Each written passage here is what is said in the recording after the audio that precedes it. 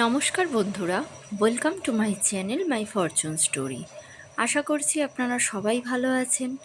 ফিরলাম নতুন ভিডিও নিয়ে। ভিডিওটি সম্পূর্ণ দেখার অনুরোধ রইল। আর ভিডিওটি দেখে যদি ভালো লেগে থাকে তাহলে প্লিজ একটা লাইক করে দেবেন। আর যারা আমার ভিডিওতে নতুন বন্ধু তারা অবশ্যই সাবস্ক্রাইব করে নেবেন। আর পুরনো বন্ধু যারা সাবস্ক্রাইব করেননি তাদের কাছেও অনুরোধ রইল আমার চ্যানেলটি সাবস্ক্রাইব করে নেবেন। আপনারা তো সবাই জানেন যে আমার এখন পরিস্থিতি কি চলছে, কি কঠিন পরিস্থিতির মধ্যে দিয়ে আমি চলছি। শুধু চলতে হয় তাই আমি চলছি, না হলে কোনো ক্ষমতাই নেই আমার চলার। শুধু প্রাণটা আছে, জীবনী শক্তিটা আছে, তাই জন্য এখনও আমি আছি। না হলে হয়তো এই শক্তিটা যদি নিজের কন্ট্রোলে থাকতো তাহলে হয়তো আমি চলতে পারতাম না। তো আজকে সকালবেলা, দোলের দিন সকালবেলা ভিডিওটা আমি শ্যুট করেছি। তো দোলের দিনটাই আমি দেখাচ্ছি কি করলাম। তো সকালবেলা উঠেই আমি আগে বিছানাটা করে নিচ্ছি। তো সকালবেলাটা না বেশ ঠান্ডা ঠান্ডা ছিল, একটা কীরকম যেন শিরশিরে ঠান্ডা হাওয়া দিচ্ছিল। আর তাই জন্য আমি দিব্যকে এই বিছানা থেকে ওপরের বিছানায় করে দিয়েছি, আর ওকে একটু কম্বল মুড়িয়ে দিয়েছি। আর জানেন তো আমাদের নিচের ঘরের চেয়ে ওপরের ঘরে কিন্তু ঠান্ডা বেশি লাগে, কারণ উপরের ঘরের এই যে উত্তর দিকে, একেই তো উত্তর দিকে জানলাটা দিয়ে একটু হাওয়া ঢোকেই বলেছিলাম, তারপরে ওই পাশে একটা ঝিল আছে। তো ওই ঝিলটা দিয়ে এতটাই ঠান্ডা হাওয়া ঢোকে, বেশ ঠান্ডা লাগে। তো ওকে চাদর মানে কম্বল মুড়ি দিয়ে শুইয়ে দিয়েছি। ও শুয়ে ঘুমিয়েই আছে। আর ও না কালকে সারা রাত ঘুমোতে পারেনি, সেই জন্য সকালবেলা একটু ও বেশিক্ষণই ঘুমোচ্ছে। তবে এই যে আমি আপনাদের কাছে ভিডিওটা তুলেছি, এটা একদম আর্লি মর্নিং, এটা 6টারও আগে।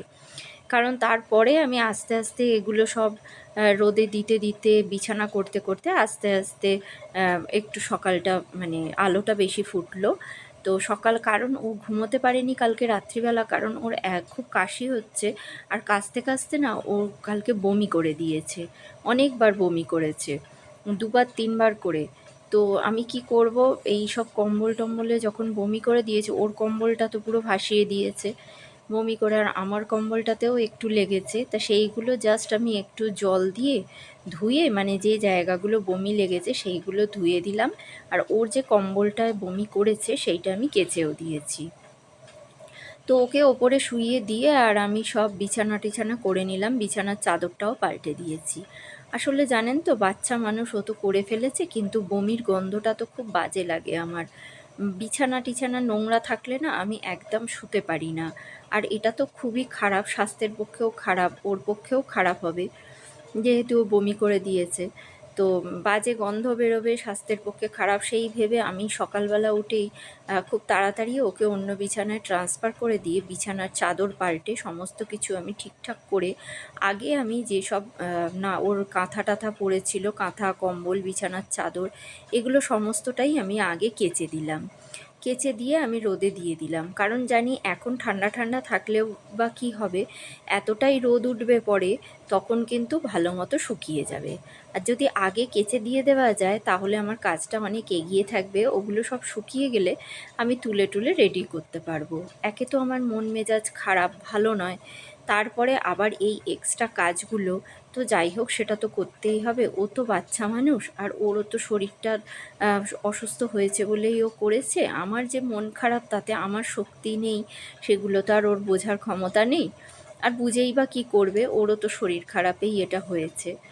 তো আমি সমস্তটাই করে ওগুলো আগে ছাদে দিয়ে এসে তারপরে আমি ঘর ঝাঁট দিয়ে মুছবো, এটাই সিদ্ধান্ত নিলাম। কারণ ঘর মোছা, ঝাঁট দেওয়া, পরিষ্কার করা এগুলো তো হতেই থাকবে, কিন্তু ওইগুলো যদি আমার আগে শুকিয়ে যায় অনেকটা কাজ আমার এগিয়ে থাকবে, কারণ সব কাজই আমাকে আগে থেকে করতে হবে।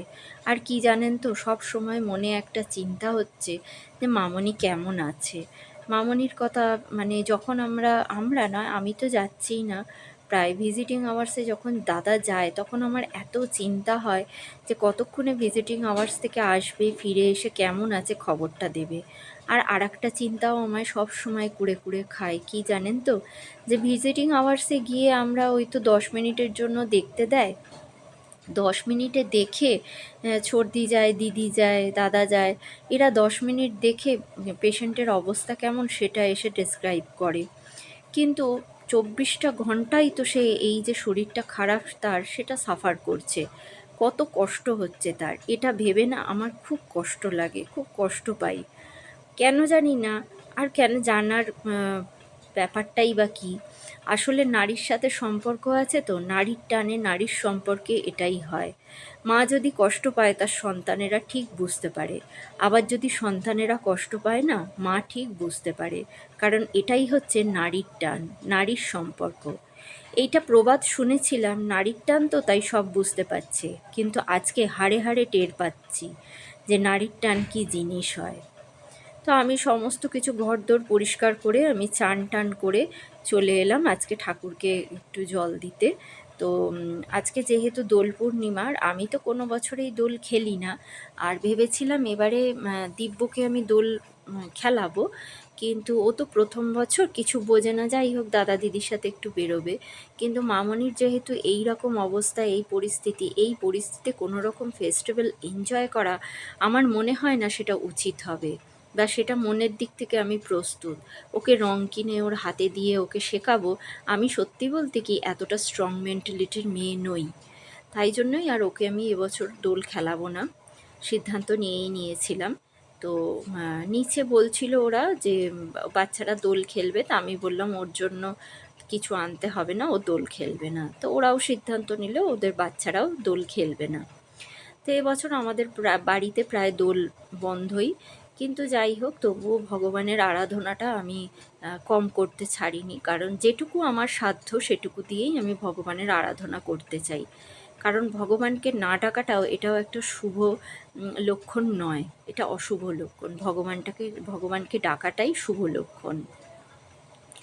তো আমি পুজো টুজো করে নিলাম, পুজো করে নিয়ে এবার দোলও সেরকম খেলা হয়নি। আর সন্ধেবেলা আমি যাব পাশেই একজনের বাড়ি কীর্তন আছে, তাদের বাড়িতে। তো সেই জন্য আমি তার প্রস্তুতি নিলাম, কারণ মিষ্টি ফিষ্টি একটু কিনে আনতে হবে। আর এই যে একটা বাড়িতেই দোল খেলা হচ্ছে, এবারে আমাদের পাড়াতে সেভাবে কোনো বাড়িই দোল খেলেনি, দেখলাম না। এই বাড়িতেই কীর্তন হবে, রাতে আমরা যাব। এরাও দেখলাম এনজয় করছে, একটু ওপর থেকে দেখলাম।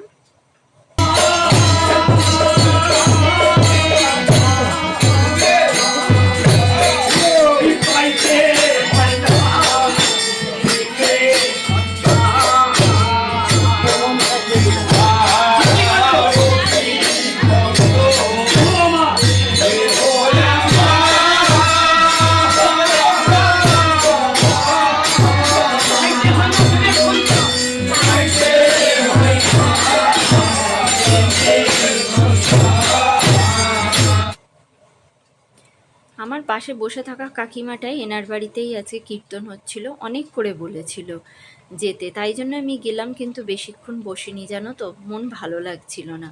15-20 মিনিট বসে চলে এসেছি। তা কাকিমা বলল দাঁড়া, কাকিমা জানে আমাদের কি পরিস্থিতি, বলল দাঁড়া, আমি প্রসাদের ব্যবস্থা করেছি, ওটা তুই নিয়ে যাবি। আমি আর আমার ছেলে গিয়েছিলাম, তাই জন্য 2টো প্যাকেট আমাদের দিয়েছে, আর বলল তোদের বাড়ির তো বলে এসেছি সবাইকে, এনে বাচ্চাদের জন্য 2টো পাঠিয়ে দিয়েছিল।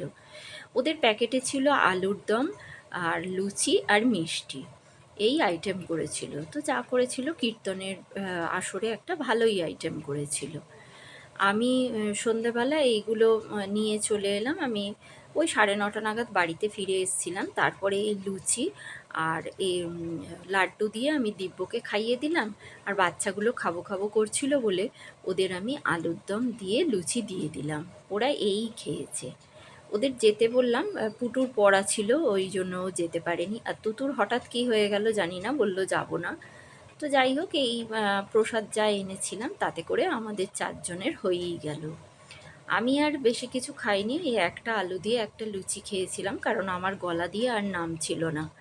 আমার এত মানে কি বলবো, মনটা শরীরটা খারাপ, যতদিন না মানুষটা বাড়িতে ফিরে আসছে ততদিন আমি বোধহয় সুস্থ হতে পারবো না, এটা আমার পক্ষে সম্ভব নয়।